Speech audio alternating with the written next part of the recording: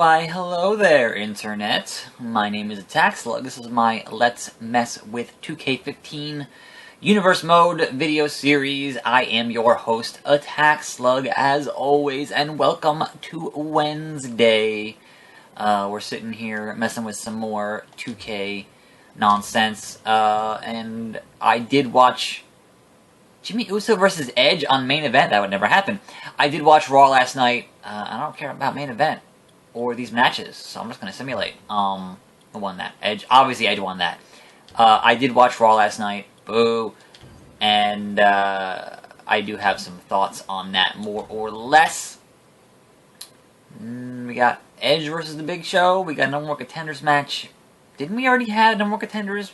Brie Bella versus Tamina? Didn't this already happen? Edge wins. Tamina wins. Gabriel wins. And we're going to hop into Del Rio Ziggler once again. But I had a few thoughts, I guess, on this week's episode of Raw, which was the go-home show for Money in the Bank, which is this Sunday evening. So as always, I will have up a predictions video on Friday evening at some point, I hope. Or I might just be sitting here playing Lego Jurassic World all day. I don't know. But a couple things that kind of, I guess, bugged me on Raw. Oh no, ref bump right out of the gate there. Ziggler start match. First of all, this whole Rusev Lana thing is the whole I jumped a half an inch and then seriously sprained my ankle, but Dolph Ziggler doesn't know how ankles work. It's like patting her head. Like, that's not where she got hurt. Like, that's not going to help her at all. Having to have the referee EMT or whatever it was get her shoe off. Like, I'm pretty sure she knows how to operate her own shoe. Like, what are you even doing? But it feels like it was a setup from how they handled it last week. So obviously we have Lana now is apparently the valet or dating or whatever in storyline Dolph Ziggler. But Lana apparently does not want to be ringside with Dolph Ziggler because last week she was all the way up on the ramp, like all the way up, and that made no sense. And I complained about it last week. I mean, perhaps not on this show, but I complained about that last week. So this week, she was halfway down the ramp, so she's getting there. She's getting closer. I mean, obviously she had no problem being next to Rusev for all of those matches. Perhaps she's more apprehensive now? I don't know. So then Rusev comes along and is like, you know, just on crutches. And really, it is not hard to escape somebody on crutches. Just walk toward the ring. If anything happens, Dolph Ziggler can just, you know, do a suicide dive. Whatever. The whole thing made no sense. And then to have all those referees and him all concerned about her ankle, etc., etc. Like, go get a wheelchair. Go get something. So that whole thing was dumb. Just real, from a booking perspective, was pretty dumb.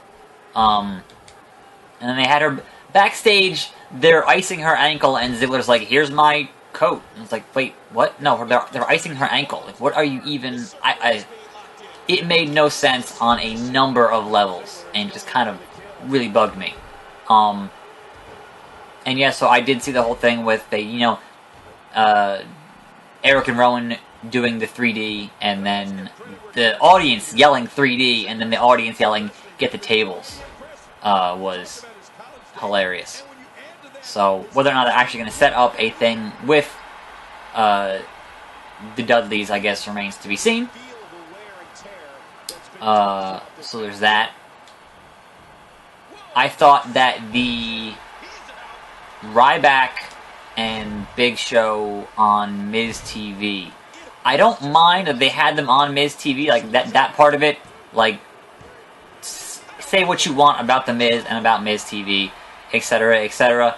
Like, that, having them in a talking segment did not bother me in the least. However, the fact that you gave away Ryback being able to shell shock the Big Show on free TV, what are you even doing?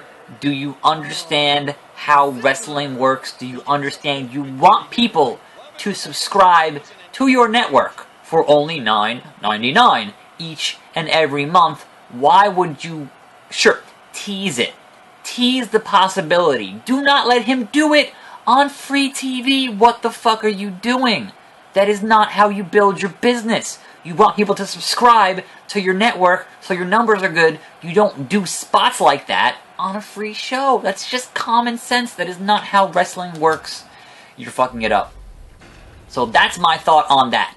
Certainly, super impressive to see Ryback do the Shell Shock on the Big Show. And certainly, he may do it again on the pay-per-view. But at that point, why would I even get a pay-per-view? I've already seen it. It's already happened. That's dumb. That's real dumb. Ideally, you tease it. Here we go.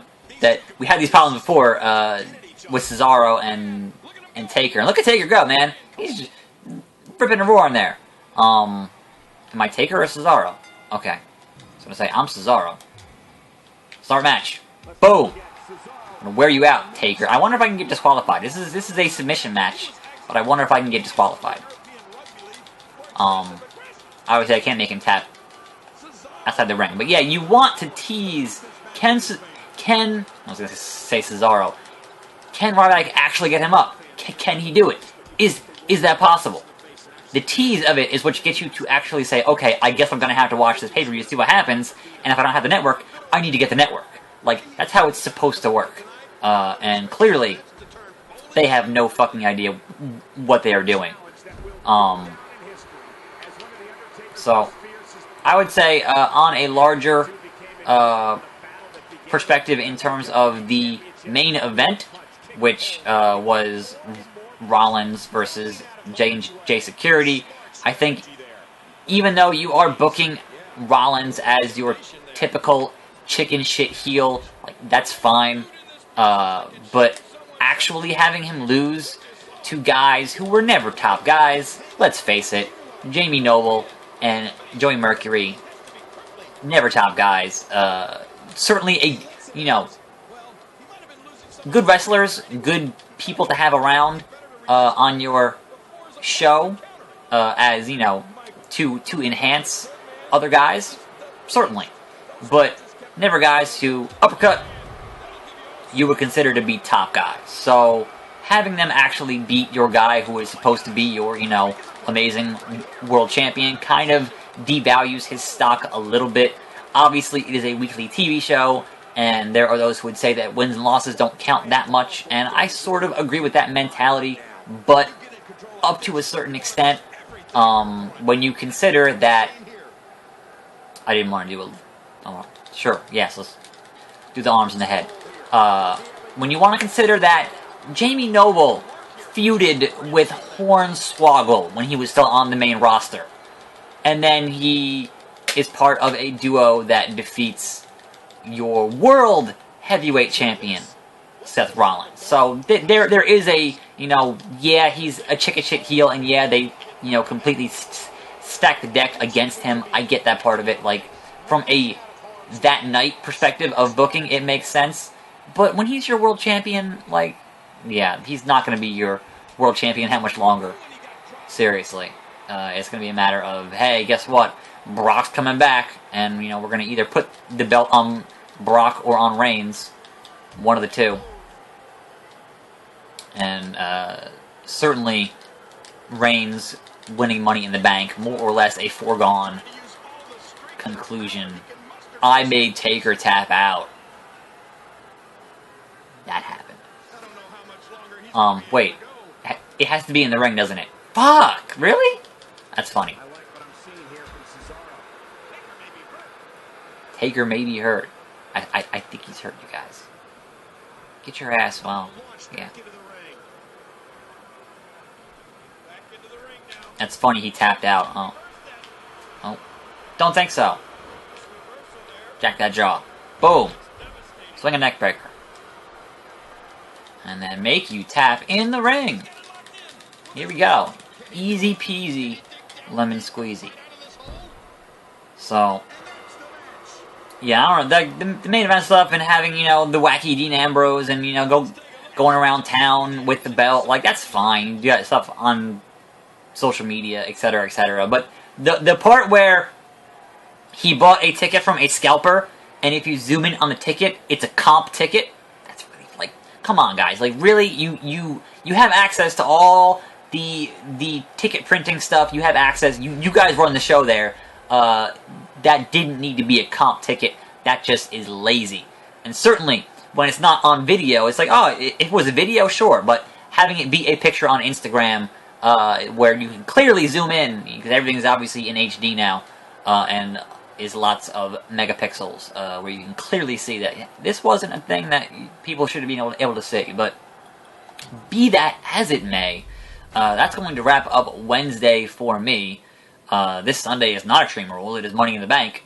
And I'm looking forward to Money in the Bank, even though I have a feeling that obviously Rollins will retain the belt so he can fight Brock at SummerSlam, and then Reigns will obviously win Money in the Bank. I should point out one little thing from Raw that obviously a lot of parts of Raw I didn't really like, but there was one part of Raw that was phenomenal, and that was R-Truth coming out thinking he was in Money in the Bank, and then Kane being like, "You're not in Money." He's like, "Oh, my bad," and then leaving. That was hilarious, because at this point you've seen R-Truth in so many of those multi-man matches, and his character is supposed to be crazy, so that really just plays into his character that much better, that he would have thought he was in that and then made a mistake and then left. That was hilarious. So a little bit of continuity, a little bit of character building that actually made sense. And there's one thing that I like is when wrestling makes sense from, a storytelling perspective. So that was fantastic. Kudos for that. And that's going to do it for me here with Let's Mess with Universe Mode 2K15 on the PS4. As always, I am your host, Attack Slug, being super hyped for seeing Jurassic World tomorrow. It's tomorrow night. Fucking excited. So until then, until next time, and as always, I will see you next time, right here on this channel. And I'm out.